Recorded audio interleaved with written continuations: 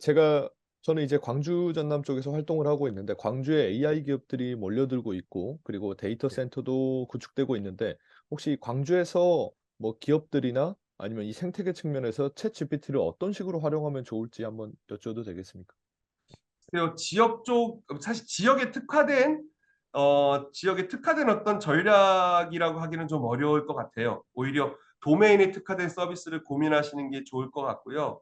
다만 지금 과기정통부에서 제가 알기로는 이번 달 26 일에 초거대 AI 전략이 나올 계획입니다. 그것에 따라서 사실 어떤 다양한 어 중소기업을 지원하기 위한 정책이라든가 그와 관련된 과제들이 나올 것으로 예상이 되고요. 그래서 광주는 또 우리나라 AI 허브이기 때문에 광주 기업분들도 분명히 그런 전략이나 그 과제에 여러 가지 어떤 그 기회가 있지 않을까 생각하고 있습니다. 오히려 사실은 그 지역의 특성보다는 그 각각의 기업들이 가지고 있는 솔루션과 또 사회에 어떤 문제가 있는지를 고민하신 후에 사업을 기획하시고 그것에 맞는 여러 가지 그 뭐 정부의 지원이라든가 이런 거를 한번 알아보시는 것도 뭐 좋은 수단일 것 같습니다. 최근 박사님께서 여러 강연에서 챗GPT 활용 사례와 전망에 대해서도 이야기를 해 주시고 네. 그다음에 공공 부분에서도 이야기를 해 주시는데 공공 질 좋은 행정 서비스 구현을 위해서 챗GPT를 공무원들이 적극 한번 활용을 해 보라 뭐 이런 말씀이신가요? 공공 부분 같은 경우에는? 공공부문에서 모든 것을 다 커버할 수는 없습니다. 생성 AI는 리스크가 큽니다. 왜냐하면 답이 틀릴 수가 있기 때문이죠. 가령 이 서비스를 공공 서비스에 접목을 했는데 제대로 된 답이 안 나왔을 때 민원인들의 반발도 무시 못할 것이기 때문에 사실 공공은 크게 두 가지로 볼 수가 있습니다. 공공의 업무라는 것은 내부 행정 효율성 제고 부분과 또 외부적으로는 그 대민 서비스에 대한 편의 증진인데 행정 효율성 제고로는 메인의 업무는 아니더라도 부가적인 업무가 있지 않습니까? 뭐 브레인스토밍을 한다거나 보고서를 번역한다거나 보고서를 뭐 요약하고 보도 자료를 작성하고 인사 말씀 작성하고 지금 제가 다 말씀드리는 건 초안을 말씀드리는 겁니다. 이렇게 초안을 작성한 후에 어느 정도 이 초벌구이 개념으로 만들어진 것을 바탕으로 해서 최종적으로 사람이 검수해서 조금 더 사람이 의견을 보태거나 수정을 한다거나 잘못된 부분을 이렇게 한다면은 어느 정도 일손을 좀 덜어주지 않을까 생각하고 있고요. 국민들을 위해서는 기존의 다양한 국가의 시범 사업들이 있습니다. 특히 대표적으로 로봇 서비스들을 예로 들 수가 있는데요. 로봇 서비스 같은 경우에 인제 생성 AI의 API를 연동해서 기존에 다소 만족스럽지 못한 결과물을 좀 더 진흥화할 수 있지 않을까 생각합니다. 예를 들어서 치매 예방 돌봄 로봇 같은 경우는 대상인 어르신들이 답을 원하시는 것이 아니라 계속 의사소통을 원하시거든요. 외로움을 좀 극복하시기 위해서 그리고 치매를 예방하기 위해서. 이런 대화를 위한 서비스로서 치매 예방 돌봄 로봇의 API 연동은 굉장히 적격일 것 같습니다. 다만 인제 이런 거를 활용하는 데 있어서 아까도 말씀드렸다시피 생성 AI 답변이 틀릴 수가 있기 때문에 뭔가 답을 요하는 업무 활용에는 좀 위험하고요. 또 이게 틀릴 수 있다는 거 항상 인지하고요. 이런 부분이 좀 필요할 것 같고요. 행정안전부에서 지금 내부적으로 제가 듣기로는 가이드라인을 만들고 있습니다. 그래서 그 가이드라인을 바탕으로 공공에서 그것에 맞는 업무에 활용하실 수는 있을 것 같습니다. 음. 소위 저희가 통상 뭐 일반적으로 생각했을 때 공직 사회가 가장 경직되어 있는 사회라고 보는데 잘 네. 접목될 거라고 보십니까? 어 늦어질 거라고 생각을 합니다. 민간이 더 빠를 거라고 생각을 하고요.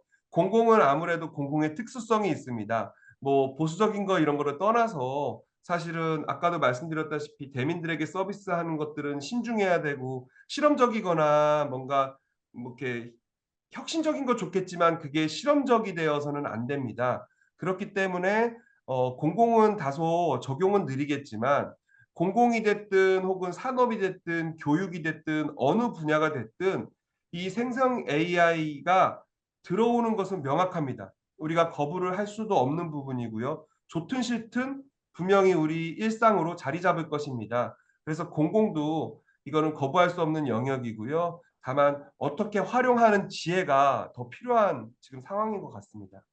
공무원분들을 대상으로 챗GPT에 대해서 강연을 하셨을 때 반응이 좀 어떻던가요? 굉장히 관심이 컸습니다. 뭐 VIP가 지시하신 것도 있겠지만 그것보다는 우리나라 그 보통 우리나라 사람들의 특징이 유행에 굉장히 예민합니다. 어떻게 보면 그게 우리의 강점인 것 같기도 하고요. 사실은 우리가 뭐 경쟁력이 없다, 뭐 빅테크가 몰려와가지고 우리가 힘들 것이다라고 부정적으로 말씀하시는 분들도 있지만 저는 그렇게 생각하지 않거든요. 뭐 기자님도 잘 아시겠지만 대규모 모델 가지고 있는 나라 전 세계에 딱 세 개밖에 없습니다. 미국과 중국과 한국입니다. 우리가 결국 경쟁력이 없는 것이 아니고요.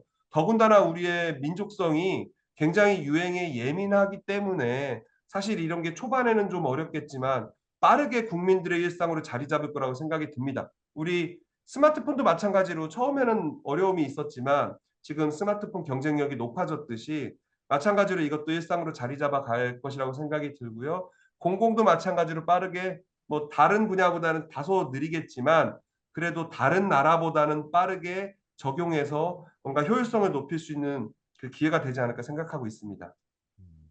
강연에서 공공 부문뿐만 아니라 기업 부분에 대해서도 말씀을 해 주신 걸로 알고 있는데 네. 단순히 기업들이 업무에 사용한다기보다 어떤 혁신의 아이디어를 뭐 캐낼 수 있고 또 도구로서 사용하는 것인지 그게 궁금한데요.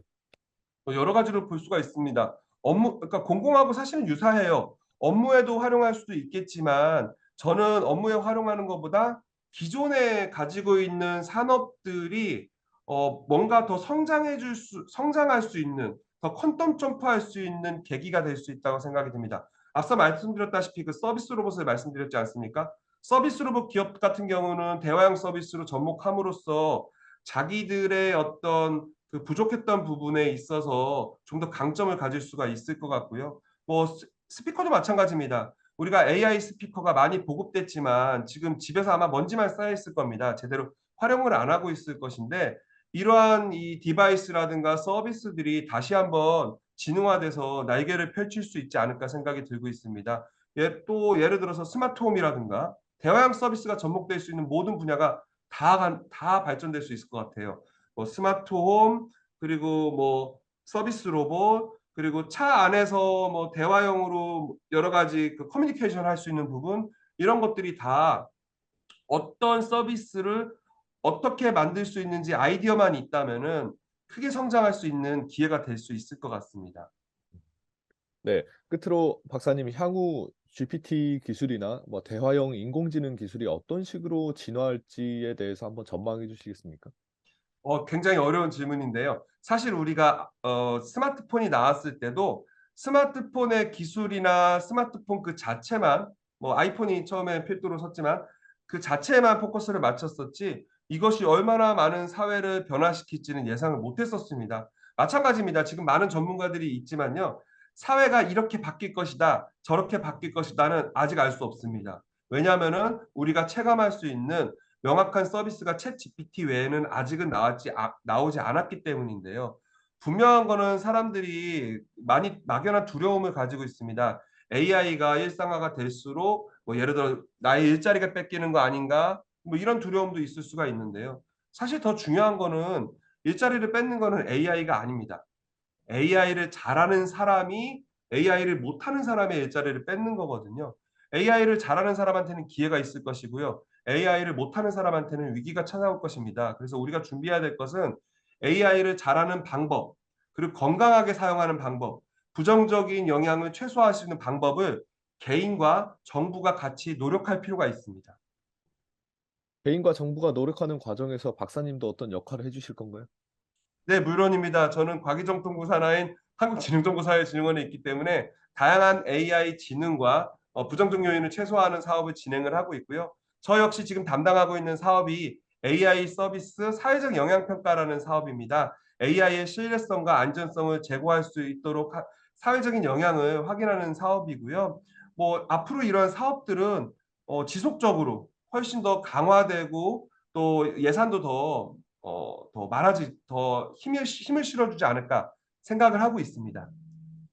결국은 AI를 활용해서 우리 인류가 보다 더 나은 삶을 살 수 있도록 하는 연구이지 않겠습니까? 네, 맞습니다. 음. 네. 박사님 오늘 인터뷰 감사합니다.